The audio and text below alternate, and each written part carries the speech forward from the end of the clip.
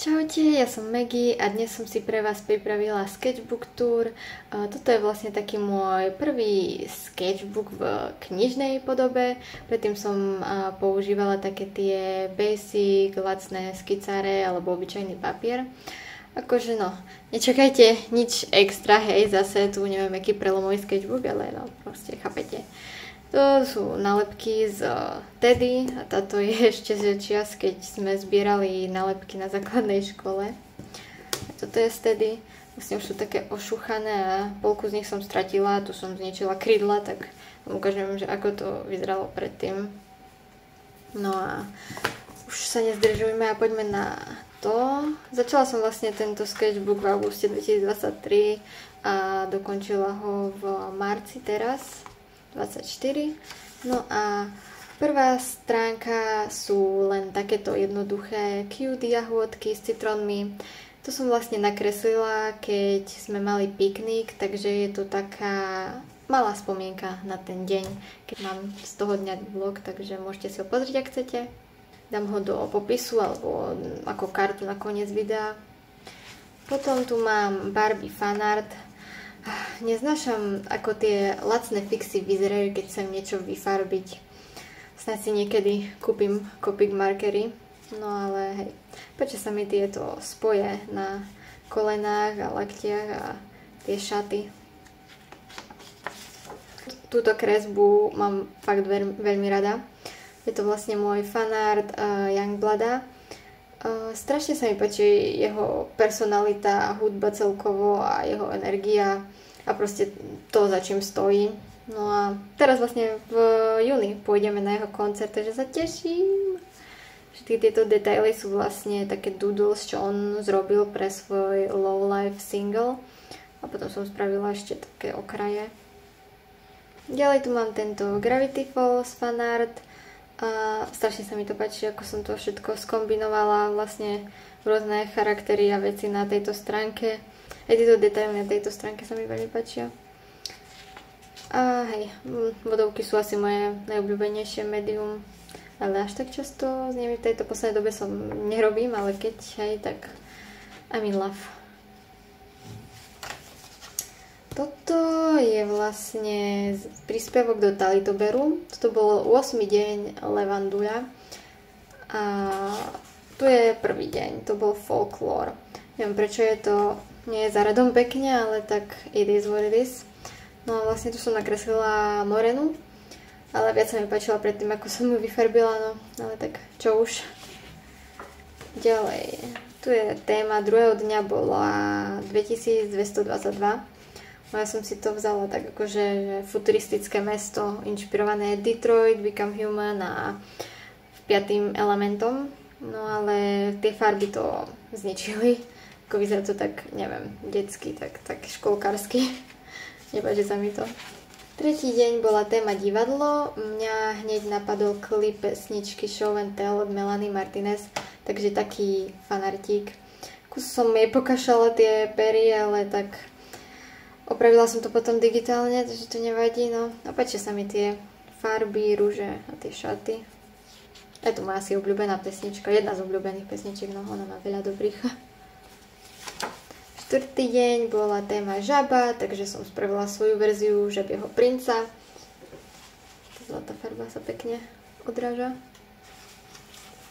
5. deň bola baj, takže som nakreslila Pegasa podľa tejto fotky.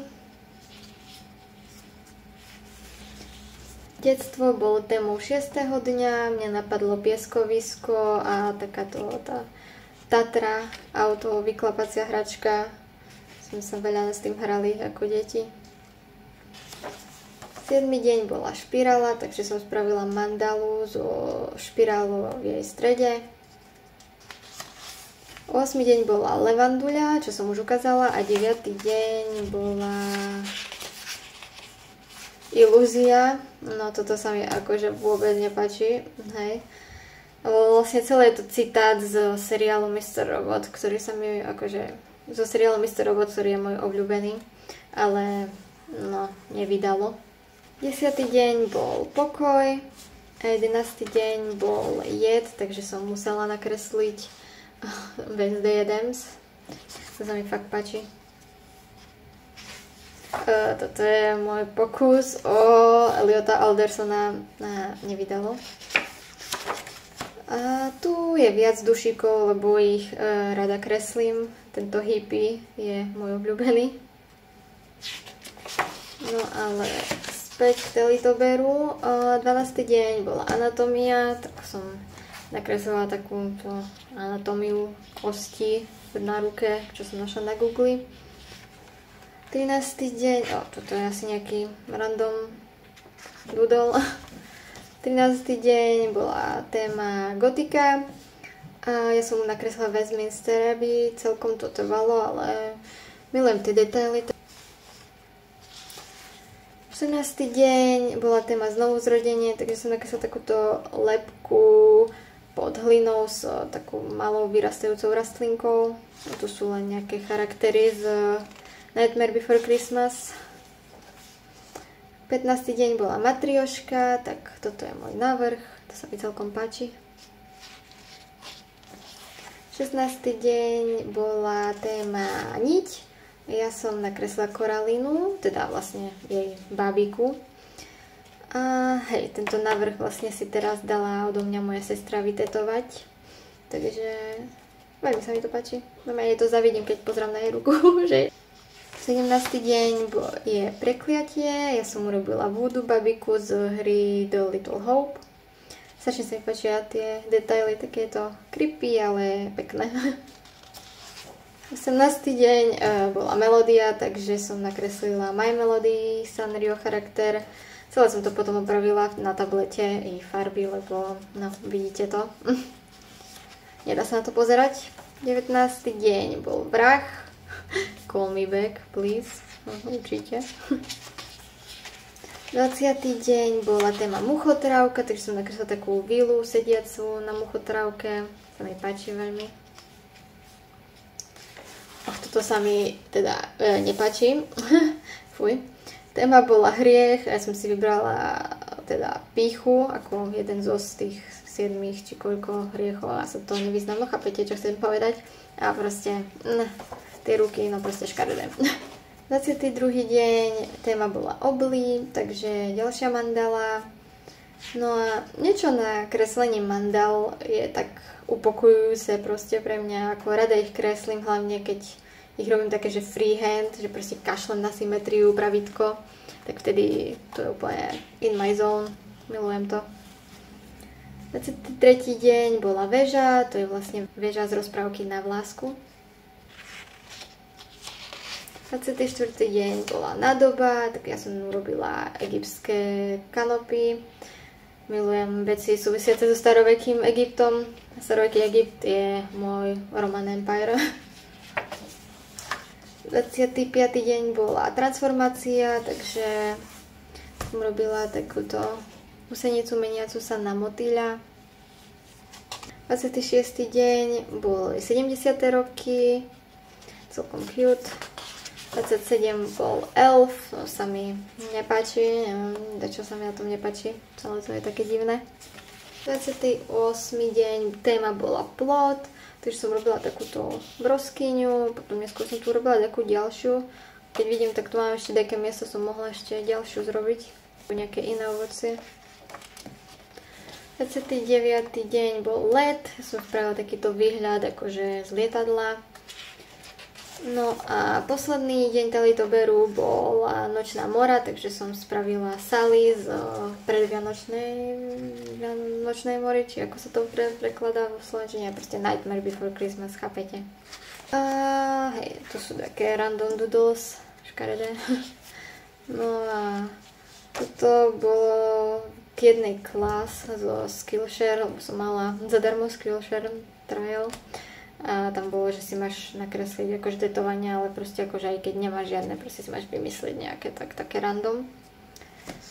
No a tu je ďalší duchovia, tu sa mi fakt páčia. Tento Harry Potter one inspired, potom diabol, aniel, pirát, cute. Ďalej tu mám Sadze zo Spirited Away a Lucy z Disenchantment. Lava lampa s duchmi. Ďalší set duchov, tohto dušíka si dala Kiara vytetovať odo mňa, to bolo vlastne prvé tetovanie na real koži, čo som robila.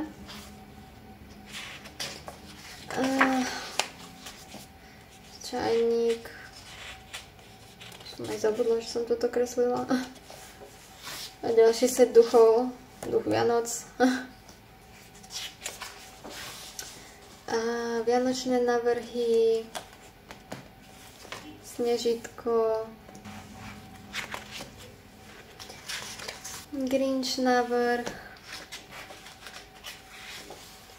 ďalšie vianočné, Perníkový dom, ale ten sa mi nepáči, Ghostbusters logo, ale s mojím dušikom, a BTS, tatú návrhy. Tu chcel môj ocko, aby som nakreslila lepku s klobúkom, tak to dopadlo. Ďalšie BTS kresba, to je vlastne to svetielko Army Bomb. A Donnie Darko návrh, to si možno asi dám vytetovať, mám veľmi rada ten film. Over the Garden Wall, tiež návrh, asi si ho dám vytetovať. A potom tu mám Life is Strange v Flashe. Tak milujem, to je moja obľúbená hra. To som si dala, aby mi sestra vytetovala. Bolo to prvé tetovanie, čo robila na koži, takže samozrejme, že to nedopadlo veľmi dobre, ale tak aj tak to mám rada. No a toto, ježiš, to je škaredé. No, toto je fakt škaredé. Iba to ten hobby je asi cute. A tu som sa pýtala na TikToku, čo mám nakresliť, tak niekto chcel, aby som nakreslila Bury a Friend pri Šerku, čo robila Billie Eilish v nejakom interviu. A potom Ufona chcel niekto, škaredé fixy, fuj, ja viem. Tu som sa aj pýtala na Instagrame, tak tam chcel chobotnicu, co mi veľmi páči. A ešte potom chcel niekto bicykel, to som, hej, tu je.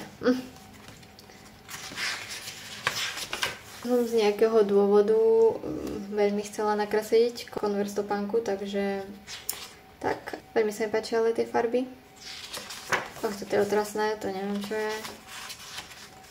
Sú koralina návrhy, som si tiež dala vytetovať, len tie bodky som si ešte tam nedala, no alebo neviem. Neviem, či si to mám dať tie tiene akože vybodkované, alebo nie, či som s tým spokojná, jak to je teraz, alebo čo. Musím sa rozhodnúť. No a jedlo, random obrázky a ten bicykel, to som už ukazovala. Maťko a Kúbko, neviem prečo, proste len tak. A toto je Punk Surikata, he's in the band, as you can see. Tu som prvýkrát kreslila magnóliu podľa YouTube tutoriálu. Little Pet Shop návrhy, to by som fakt chcela vytetovať niekedy, takže kto ma zaujem, píšte. A toto nemám, nejaký pokus, čo som nikdy nedokončila. Muchotrávka, to sa mi páči, to je cute. Toto milujem, to sú vlastne presýpacie hodiny z hry Until Dawn. Aj som to už tetovala na umelú kožu, malo to úspech na TikToku, môžete sa pozrieť, ak chcete. A milujem to. Teraz som videla, že robia nejaký remaster alebo niečo hry a tie presýpacie hodiny úplne akože menej detailov majú všetko proste v tej novej verzii, budú mať úplne tak škarečie vyzerajú. Som taká, že Živan is better. Zuby, lebo kamarátka si chce dať vytetovať zub. A Last of Us návrhy, to je vlastne pripínačka, čo mala Ellie a Look for the Light, Firefly, Sign. A potom ďalší duchovia a medvedík, ten vlastne med, viete, čo sa dá kúpiť. Pokus o morskú pannu, ktorý nevyšiel. Cute kravička, a malý tučniačík a to je vše. Takže tak, no. skúsila som i nové veci, čo bežne nekreslím a dúfam, že v ďalšom sketchbooku sa zlepším ešte viac.